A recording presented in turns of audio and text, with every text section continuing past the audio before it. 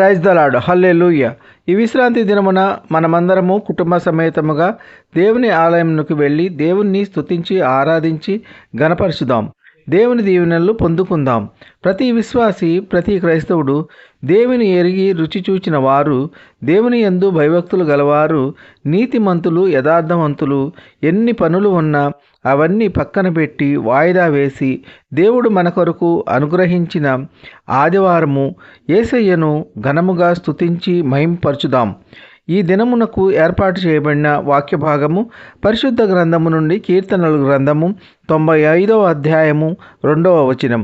కృతజ్ఞతాస్తుతులతో ఆయన సన్నిధికి వచ్చేదము, కీర్తనలు పాడుచు ఆయన పేరట సంతోషగానము చేయదము. ఆమెన్. హల్లెలూయా. దేవుడు మన పట్ల చేసిన మేళ్లను బట్టి, మనపై చూపిన కృపను బట్టి, ఆయన మనపై చూపించిన జాలి కనికరమును బట్టి, ఆయన మనకు దయచేసిన సమృద్ధిని బట్టి, మనలను ఇంతవరకు ఎన్నో అపాయముల నుండి తప్పించి మనలను కాపాడినందుకు, ఇంతవరకు క్షేమంగా కాపాడి సజీవంగా నిలబెట్టినందుకు దేవునికి కృతజ్ఞతాస్తుతులు చెల్లించాలి. ఆయనను మహిమపరచాలి. ఎలుగెత్తి గొప్ప శబ్దంతో దేవుణ్ణి ఆరాధించాలి. పాటలు పాడాలి. ఉత్సాహగానములు చేయాలి. జయధ్వనులతో ఆయనను ఆరాధించాలి. మన దేవుడు గొప్ప దేవుడు, శక్తివంతుడు, సర్వాధికారి, సృష్టికర్త, నోటి మాటచే సమస్తమును సృష్టించిన సృష్టికర్త, ఆశ్చర్యకరుడు, అద్భుతకరుడు, ఆలోచనకర్త, పాపుల కొరకు ప్రాణం పెట్టిన గొప్ప దేవుడు. బంగారము అడగలేదు, వజ్రాలు అడగలేదు, ధనధాన్యములు అడగలేదు. ఆయన కోరుకున్నది విరిగి నలిగిన హృదయము, పశ్చాత్తాప హృదయము, శుద్ధ హృదయము. దేవునికి కానుకగా అర్పిద్దామా? మన పాత రోత జీవితాన్ని విడిచిపెట్టి నూతన హృదయం దేవునికి ఇద్దామా? చెడు తలంపులు, చెడు ఆలోచనలు, చెడు అలవాట్లు, దూషణ మాటలు, కపట హృదయము మార్చుకొని మోసపూరితమైన మనస్సును తీసివేసుకొని యేసుక్రీస్తు నామమున బాప్తిస్మము పొంది రక్షణ పొంది ఆయనకు ఇష్టలుగా జీవిద్దామా? ఇంకా మనలో ఉన్న లోపములను సరిచేసుకుందామా?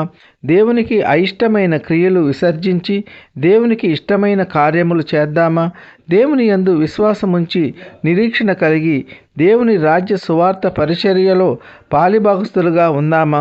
ఇంకా రక్షింపబడని బిడ్డలకు సువార్త అందించి వాక్యానుసారంగా వారిని బలపరిచి దేవుని దీవెనలు, ఆశీర్వాదములు పొందుకుందాం. ఈ కొద్ది మాటలు దేవుడు దీవించునుగాక. ఆమెన్. ప్రార్థన. కృపా సత్య సంపూర్ణుడా, మీ ఘనమైన ఉన్నతమైన నామమునకు వేలాది వందనాలు స్తుతులు చెల్లించున్నాం తండ్రి. మీరు గొప్ప దేవుడవు, శక్తివంతుడవు, సర్వాధికారివి. మీకు స్తోత్రములు. ఈ వేకువనే లేచి ఎందరైతే మీ వాక్యము విని మిమ్ములను అంగీకరించి ఉన్నారో అటువంటి బిడ్డలనందరినీ దీవించండి, ఆశీర్వదించండి. ఈ విశ్రాంతి దినమున ప్రతి ఒక్కరూ మీ ఆలయానికి త్వరపడి వెళ్ళి సంతోష గానములతో మిమ్ములను స్తుతించి ఆరాధించే బిడ్డలుగా చేయండి. కృతజ్ఞతాస్తుతులు చెల్లించి మీ ఆలయంలో ప్రవేశించే కృప దయచేయండి. ప్రతి ఒక్కరూ ఆలయానికి వెళ్ళి మిమ్మల్ని స్తుతించి ఆరాధించి ఘనపరిచే కృప దయచేయండి. సంఘాలలో దైవజనులు వాక్యము బోధించుచుండగా వారికి తగిన జ్ఞానమును దయచేయండి.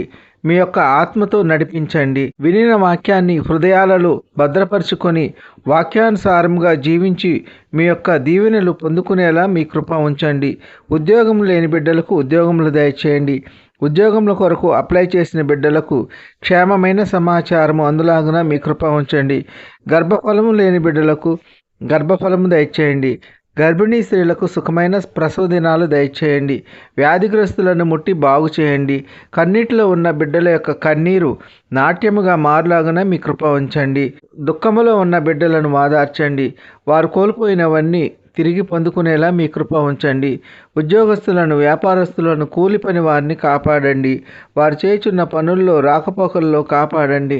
ట్రాన్స్ఫర్స్ నిమిత్తము అప్లికేషన్స్ ఇచ్చిన బిడ్డలకు వారు కోరుకున్న ప్రాంతాల్లో ట్రాన్స్ఫర్స్ అవలాగున మీ కృప ఉంచండి. దిక్కులేని వారిని, దీనులను, అనాథలను కాపాడండి. బీదలను కాపాడండి. వారికి కావలసిన ఆర్థిక వనరులను దయచేయండి. కుంటివారిని, గుడ్డివారిని, చెవిటివారిని, మోగవారిని కాపాడండి. వారికి కావలసిన సాటి అయిన సహకారులను నియమించండి. వృద్ధులను కాపాడండి. వృద్ధాప్యంలో ఎటువంటి మనోవేదనకు గురి కాకుండా సంతోషముగా ఆనందముగా గడుపుటకు తగిన ఆరోగ్యమును దయచేయండి.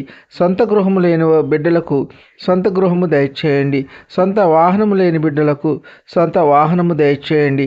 ఈ కొద్ది మనవులు ప్రభువైన యేసుక్రీస్తు పేర వేడుకుంటున్నాము తండ్రి. ఆమెన్.